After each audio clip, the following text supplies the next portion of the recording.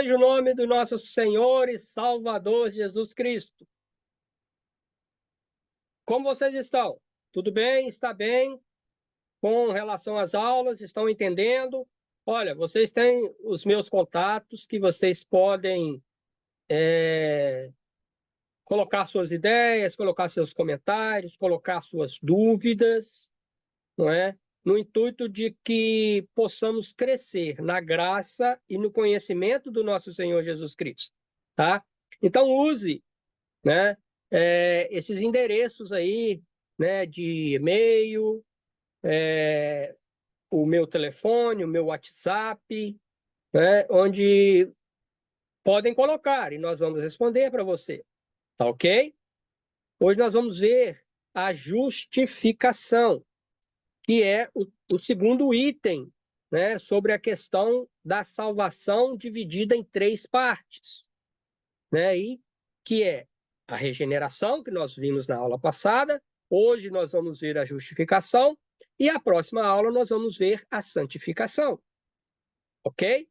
Então hoje, aula número 14, nós vamos falar de justificação. Vamos lá? Pastor Paulo Rogério, falando de Boston.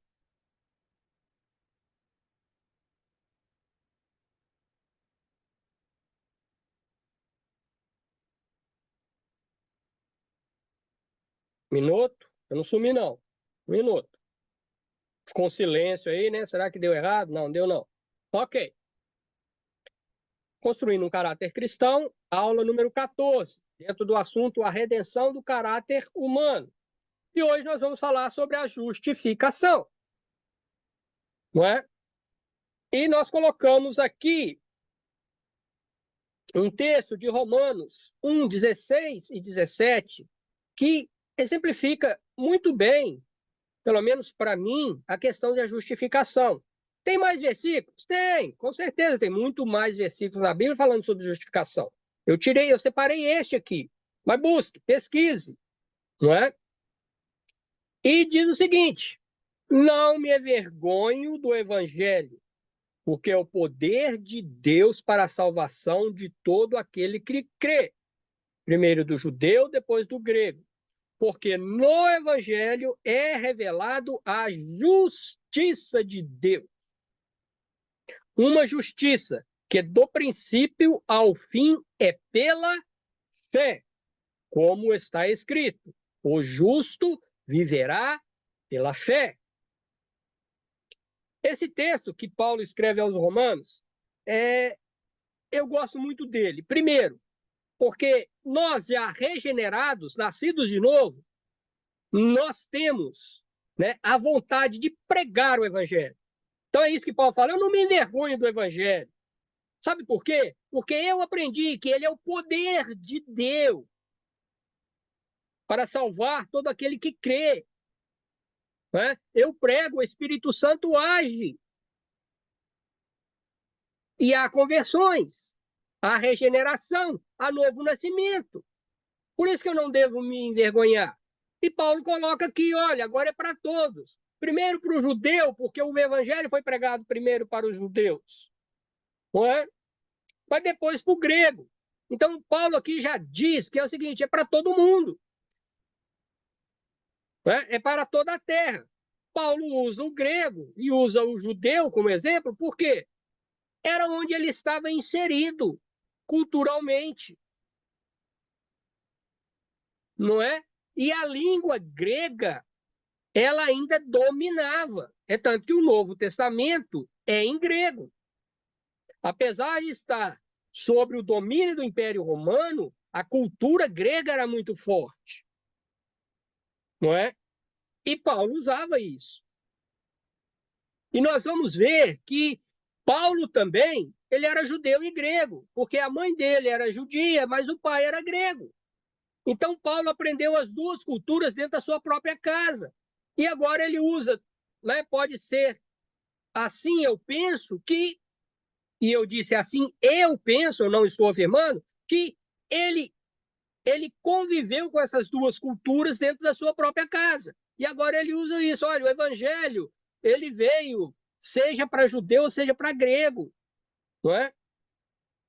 Por quê? Porque no Evangelho é revelada a justiça de Deus, a justificação, a justiça de Deus.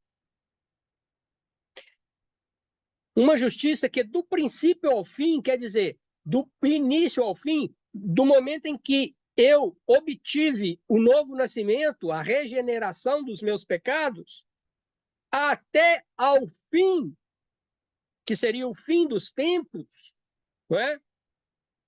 É pela fé. Então, é um exercício que eu tenho que fazer, não é? Porque está escrito, o justo viverá pela fé. O justo quem que é? O justificado. E esse justificado, ele viverá pela fé. Porque sem fé é impossível agradar a Deus. E eu, como um ser regenerado e justificado, eu tenho que desenvolver a minha fé. E aí eu vou parar por aqui, que aí depois vocês vão ver as três partes se juntando, ok? Então é isso aqui, ó. A justificação, né? Eu tirei isso aqui da Bíblia de MacArthur, tá? Se você tiver a fonte aqui, eu gostei muito dessa imagem e ela é muito autoexplicativa, né? Então eu tirei de lá, né? Quem tiver acesso a essa Bíblia, vocês vão ver isso lá.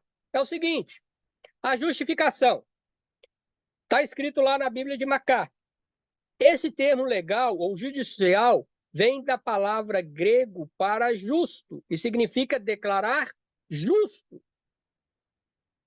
No campo espiritual, né, que é o número 2, esse veredito inclui o quê? Perdão da culpa e do castigo pelo pecado. Onde isso aconteceu? No que nós estudamos lá atrás, na regeneração, onde Deus nos fez novas criaturas em Cristo, perdoou os nossos pecados. E para que isso acontecesse, a justificação, Deus imputou o pecado no homem na conta de Jesus Cristo.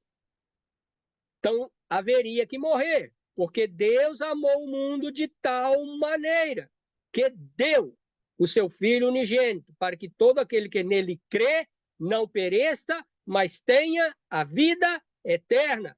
Então, o nosso pecado foi imputado em Jesus Cristo, que morreu por nós.